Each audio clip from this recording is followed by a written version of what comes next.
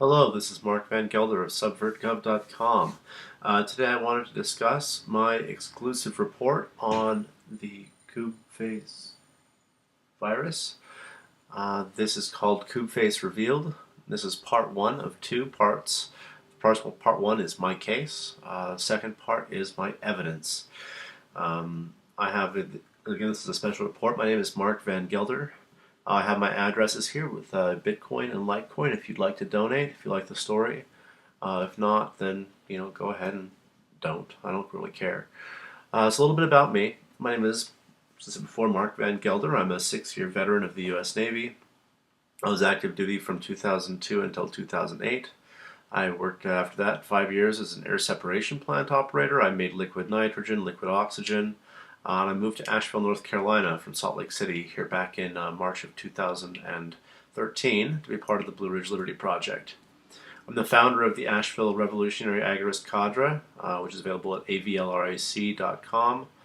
I'm also the owner of Black Salamander at blacksalamander.biz and operator of the SubvertGov blog at subvertgov.com.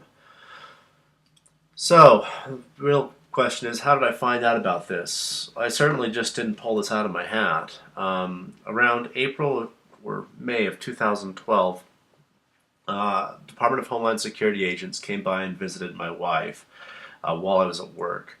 They interviewed her for 6 hours about me.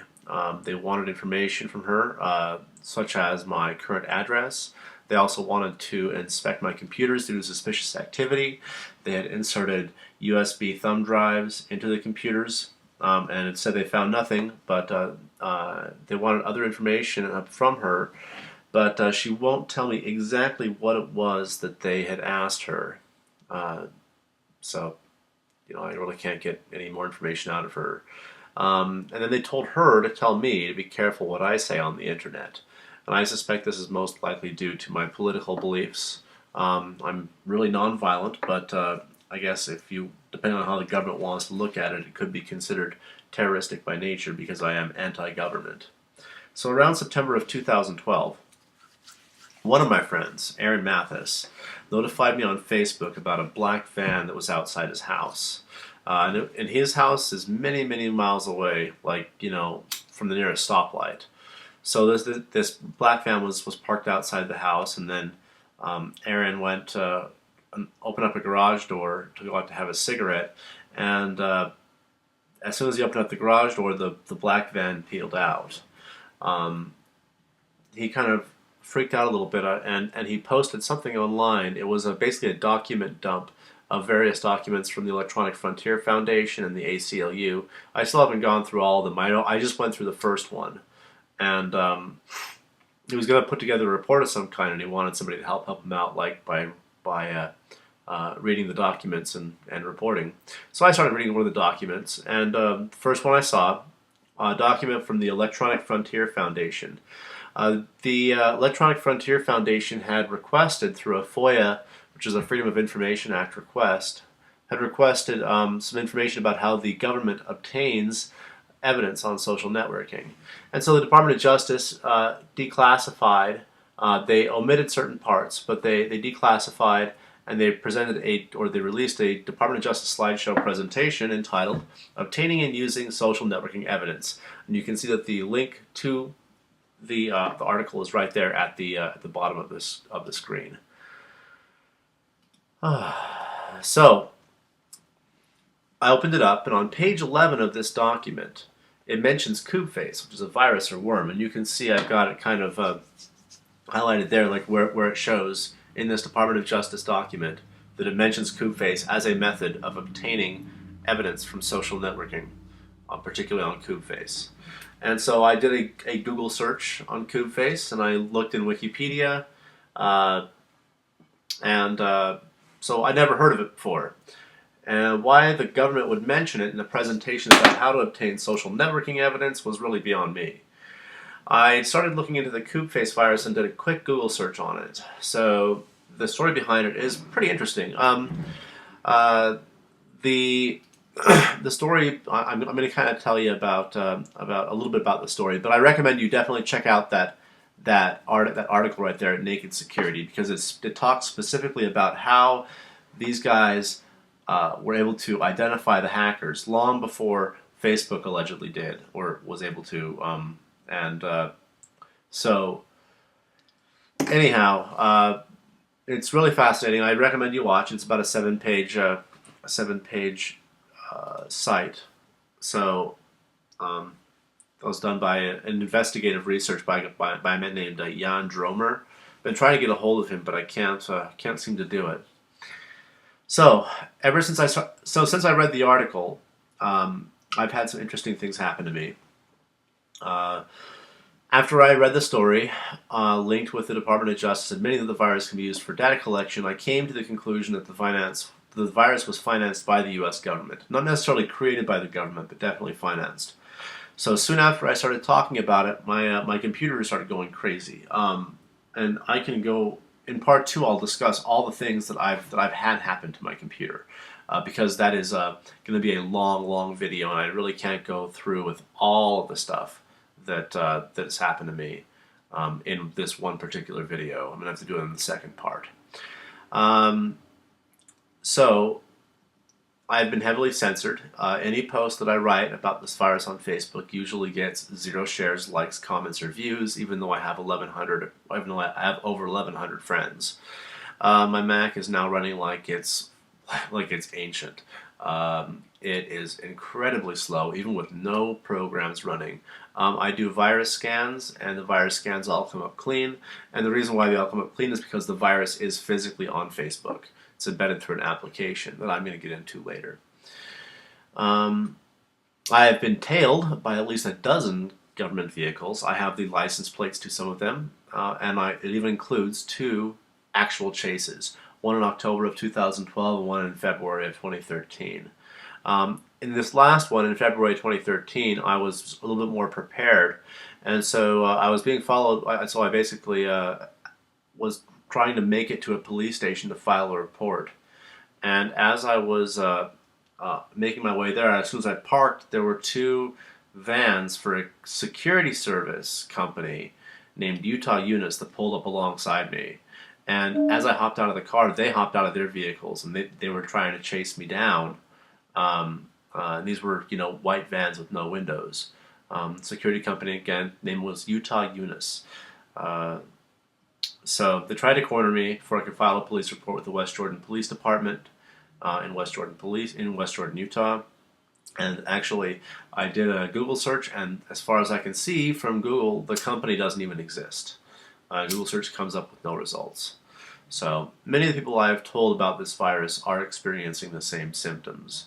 And if they want me to go public with their names as to who's experienced this, I will do so.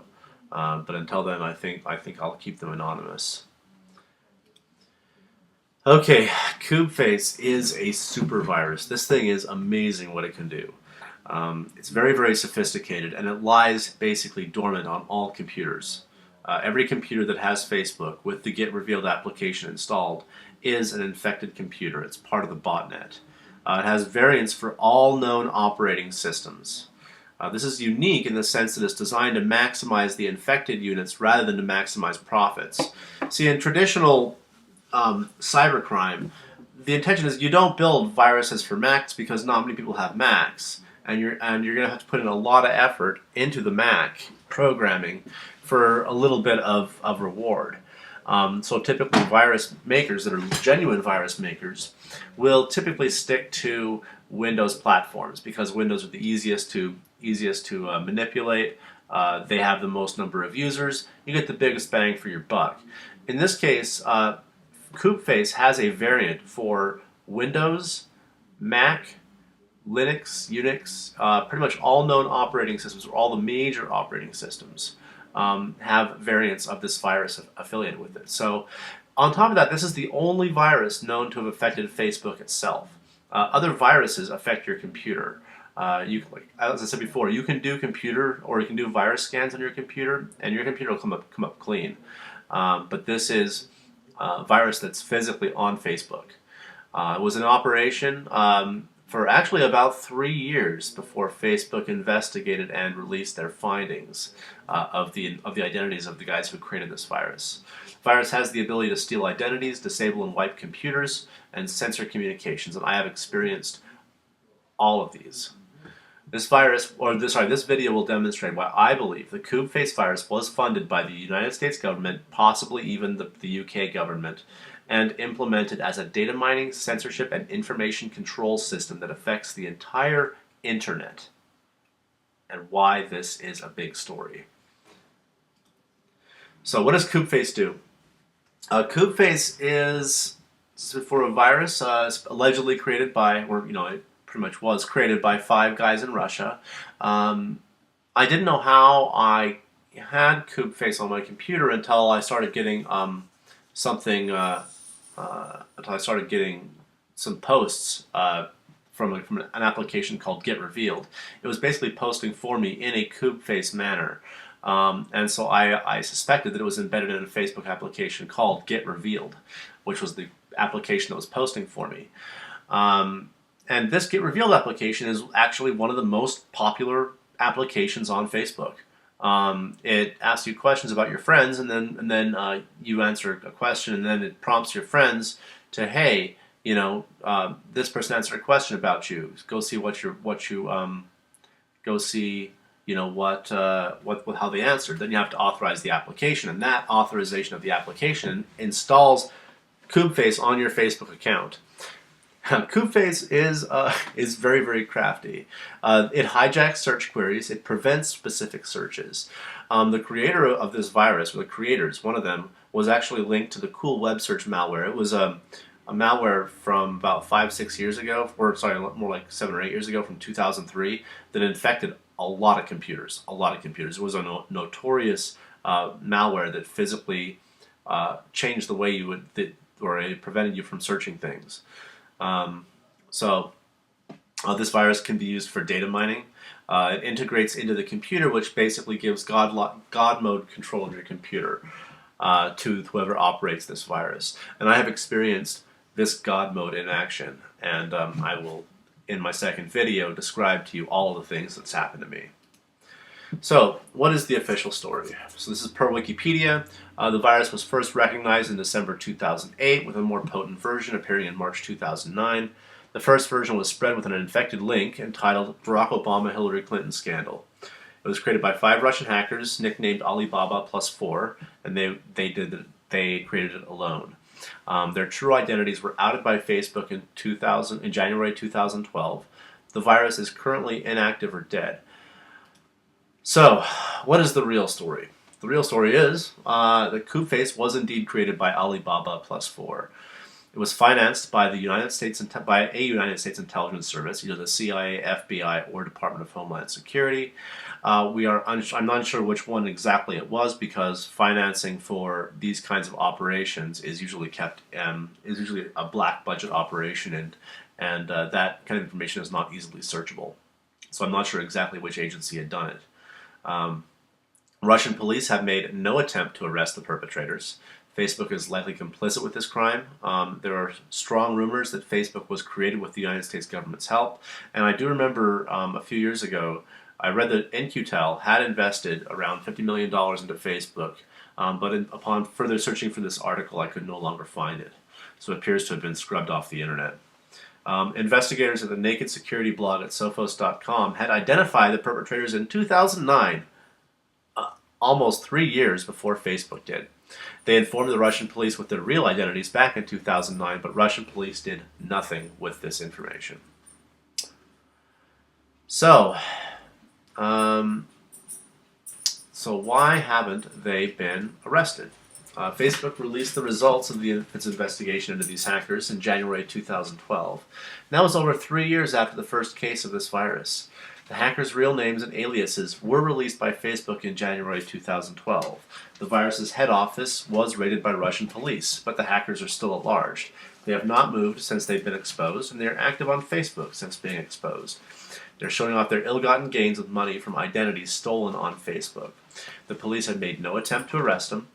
Russian police requires the victim, in this case Facebook, to pursue charges Hold on, my computer's going funny. Hold on. Where are we at? Okay, Russian law requires the victim, in this case Facebook, to pursue charges against these hackers. Facebook has so far not pressed charges despite releasing information about the hackers to the police. Why haven't they been arrested? Per the New York Times, the men live in comfortable lives in St. Petersburg and have frolicked on luxury vacations in places like Monte Carlo, Bali, and earlier this month, Turkey, according to photographs posted on social network sites. Even though their identities have been known for years to Facebook, computer security investigators, and law enforcement officials. One member of the group, which is popularly known as the Koobface gang, has reportedly broadcast the coordinates of its offices by checking in on Foursquare, a location-based social network, and posting the news to Twitter. Photographs on Foursquare also showed other suspected members of the group working on Macs in a loft-like room that looks like offices used by tech startups in cities around the world. So, none of the men have been charged with a crime, and no law enforcement agencies have confirmed they are under investigation. Per Sophos, the chief of police of Russia has said that the reason they haven't been pursued is that the requesters must come from the victim, that is Facebook, because anyone can say or write anything, but it is all unfounded so far. Efforts to contact members of the group for comment have been unsuccessful. Weeks after the early version of Koobface worm began to appear on Facebook, investigators inside the company were able to trace the attacks of those responsible. We've had a picture of one of these guys in scuba masks on our wall since 2008, said Ryan McGeehan, manager of investigations and incident response at Facebook. The Russian embassy in Washington said it does not have any information regarding this group, and that that American law enforcement officials had never contacted the embassy on this issue. The FBI declined to comment. Data found in the botnet's command and control system suggests the group has earned at least $2 million a year for the 3.5 years of its existence, although the actual total is very likely higher, Mr. Dromer said. Experts say the gang could have further enriched itself through identity fraud since it had access to millions of PCs and social network profiles, but there is no evidence it has done so. Indeed, in a 2009 Christmas e-card to security researchers left inside victim computers, the gang vowed it would never steal credit card or banking information. It called viruses something awful. So, who are the creators? The creators are 5 Russian hackers nicknamed Alibaba plus 4. They include Leded, whose real name is Stanislav A., Alexander K., Pomuk, whose name is Roman K., Psycho Man, which is Sviatoslav B., and Krotrial, which is Anton K. All are connected through various Russian companies. Mobsoft, which is an information technology company, Pay Telecom, which is a telecommunications company, and Adult Artel, which is an adult web services company. For full details on how they were exposed before Facebook went public with their identities, almost 3 years before Facebook went public, see the Sophos.com Naked Security blog link in the sources. So, they made several mistakes while they were creating this virus. Per the Naked Security blog, when they set up their initial command and control server, they had the mod status module enabled, which, having enabled this web server module, any visitor is provided with public access to a live view of requests made to a web server, thereby revealing file and directory names.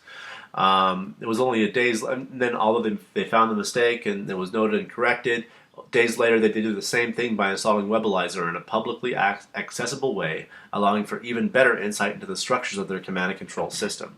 And then in December of 2009, 2 months later, Webalizer statistics showed an unusual request, a file named last.tar.bz2. Then the last.tar.bz2 contained a full daily backup of the Koobface command and control software. It contained an entire system landscape including usernames, source code comments, and log files with IP addresses. This displayed various domain names and IP addresses. Koobface Mothership was among those listed. It also showed phone numbers that SMS messages were being sent daily with revenue statistics. And with this information, it shows that they're all indicating Russian phone numbers with a +7 prefix. And one phone number, if you see in black there, is exempted from receiving texts, which means to me that they either didn't care about the text or that they had left the group soon afterwards. So the Koobface Mothership hosted on IP address 78.108.178.44. This was listed as Koobface Mothership in the servers. And it was located in the network of a company called UPL Telecom in Prague, Czechoslovakia, or sorry, Czech Republic. The mothership is in a different country from the hackers. All the hackers live in St. Petersburg, Russia, but for some reason the mothership is located in the Czech Republic. There are 2 domain names hosted on the Koobface mothership server. There's babkeyup.com, which greeted users with service descriptions that matched exactly the behaviors of the Koobface botnet, and it included a short question and answer section with contact information for Pamuk and Leded, 2 of the alleged perpetrators of the virus. This mothership server also hosted service.incall.ru, which appears to be a regular voice over IP service. So this included a photo, which is image 0121.jpg in this last.tar.bz2 in one of these backups. This included EXIF metadata that shows it was taken with an iPhone on September 15th, 2009. It has latitude of the following latitude and longitude, which puts it in the center of St. Petersburg, Russia. It indicates that the computers and operators were located there, because you can see that there is a bank of computers. So, a lot of these guys are linked through a company named Mobsoft. And Mobsoft was a software development company. Mobsoft.com no longer goes to the corporate website. However, there was one lead remaining with a copyright notice placed on the website incall.ru, claiming the service to be a joint development between UPL Telecom SRO and Mobsoft Limited, with the name Mobsoft Limited pointing to the website mobsoft.eu. Then you can see mobsoft.eu has offices in Russia and the Czech Republic with the addresses. And Mobsoft claims to be a software development company. So the Czech address is located in the residential section of Prague. A flurry of companies are located or are registered at this address, including 3 Mobsoft entities. Now, I can't physically see from the picture what the address is. This is just the investigative research company, or the investigative research guy, Jan Dromer. This is just something that he copied and pasted. All of this stuff is censored by them, not me. So the physical address is them censoring, not me. The text here for the picture here is just too small for me to really make out what it says here in the Czech Republic. So, registered persons are listed, including their dates of birth and passport ID numbers for this company, Mobsoft. Reviewing the company details, we found Anton K. as proprietor of one of these companies, suggesting that Krot Real is indeed Anton K. from St. Petersburg, Russia. Similar searches were performed against St. Petersburg Company Register, as well as the UK and Isle of Man registers. The latter two, due to the fact that forum posts were suggesting a joint UK and Russian company, with other information suggesting that Compact Disc India acquired Mobsoft, with development centers in both the UK and St. Petersburg. These traces, albeit interesting, remained inconclusive. So, the question is,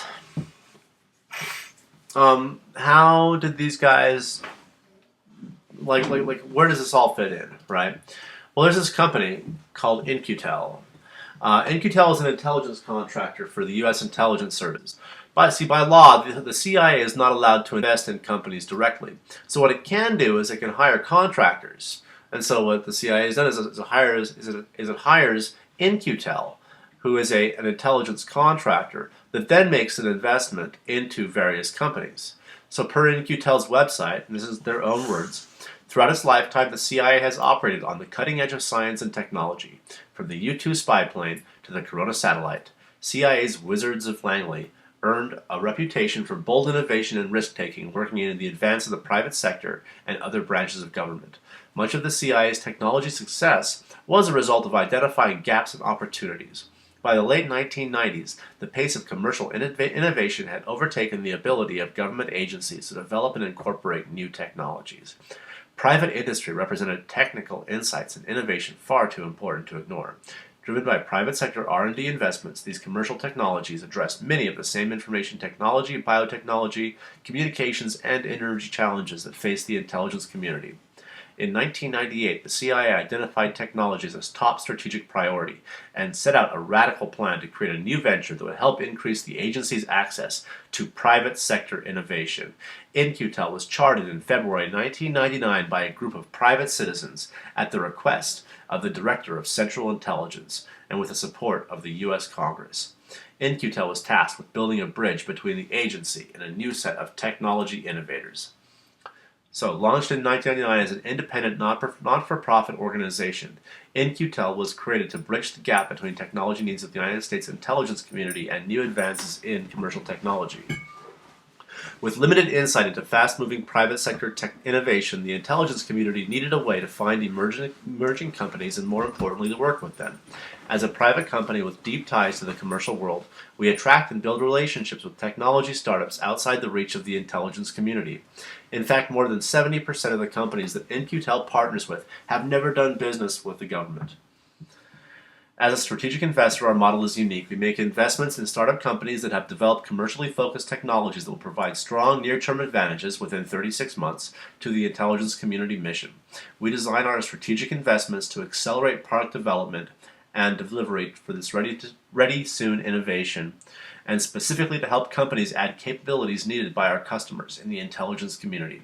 Additionally, In-Q-Tel effectively leverages its direct investments by attracting a significant amount of private sector funds, often from top-tier venture capital firms, to co-invest in our portfolio companies. On average, for every dollar that In-Q-Tel invests in a company, the venture capital company has invested over $9, helping to deliver crucial new capabilities at a lower cost to the government.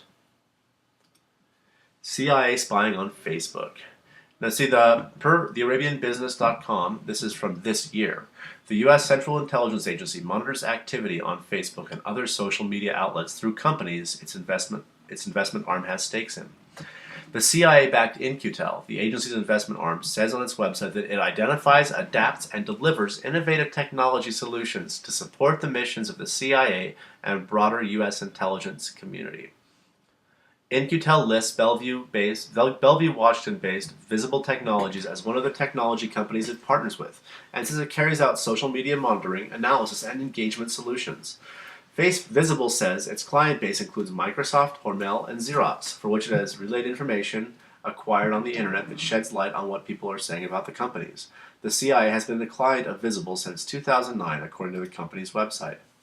So per Mashable, in October 2009, the CIA's technology In-Q-Tel has invested an undisclosed sum in Visible Technologies, a firm that provides software to companies like Microsoft for social media monitoring.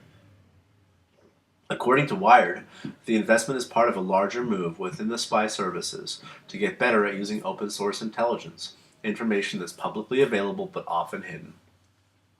The current plan is for the CIA to use the technology to monitor international intelligence shared in public channels and to get an early edge on what's being shared and communicated by influential voices. This link has 0 shares on any social network. I have shared it multiple times, therefore indicating censorship. Per Wired, of course, such a tool can also be pointed inward at domestic bloggers or tweeters. Visible is already keeping tabs on Web 2.0 sites for Dell, AT&T, and Verizon. For Microsoft, the company is monitoring the buzz on its Windows 7 rollout. For spam maker Hormel, Visible is tracking animal rights activists' online campaigns against the company. Anything that is out in the open is fair game for collection, says Steve Aftergood, who tracks intelligence issues at the Federation of American Scientists.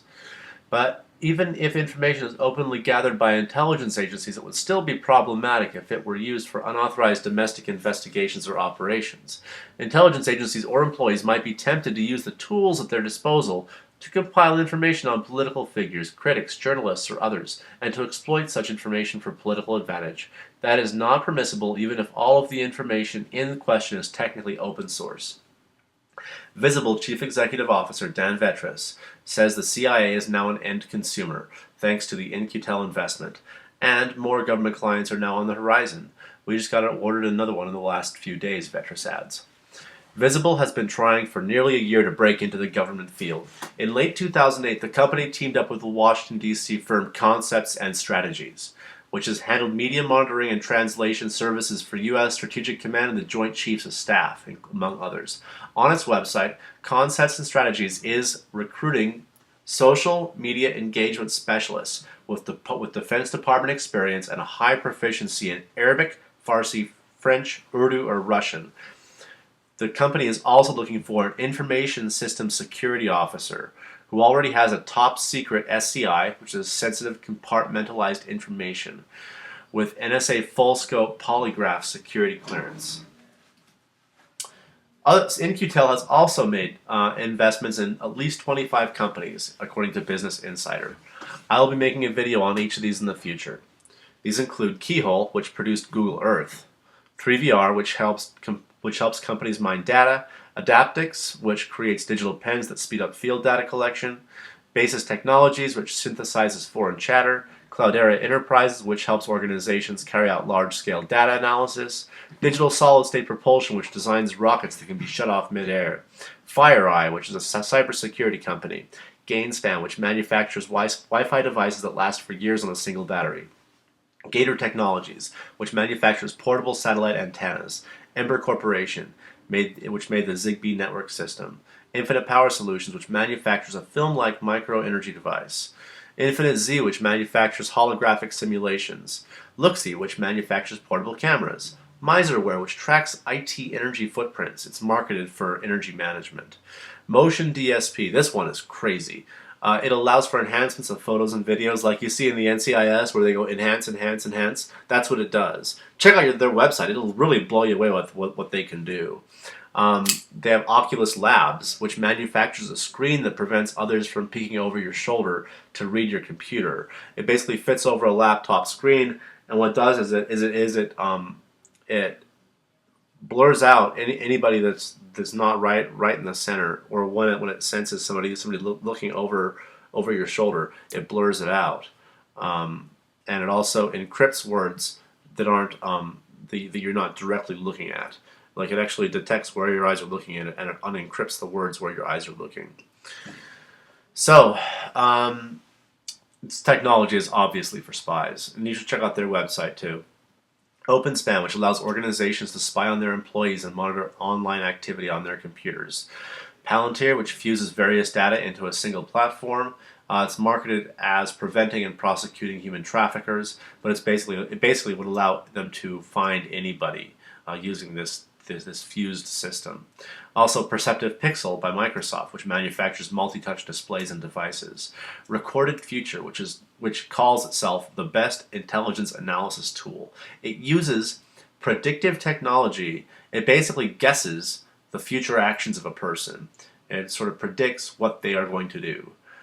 7 Sense, which manufactures TAP, which is a painless way to extract blood. Basically, it's a way that they can extract blood from somebody without the person feeling it.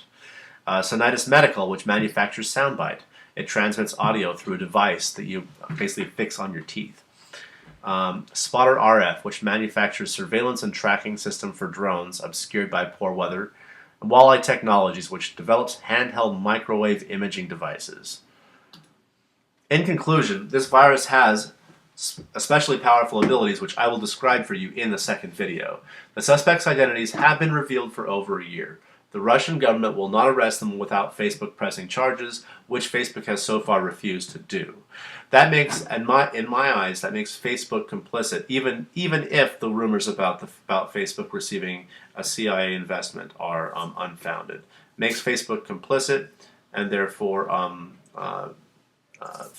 Facebook needs to press charges and have these hackers arrested.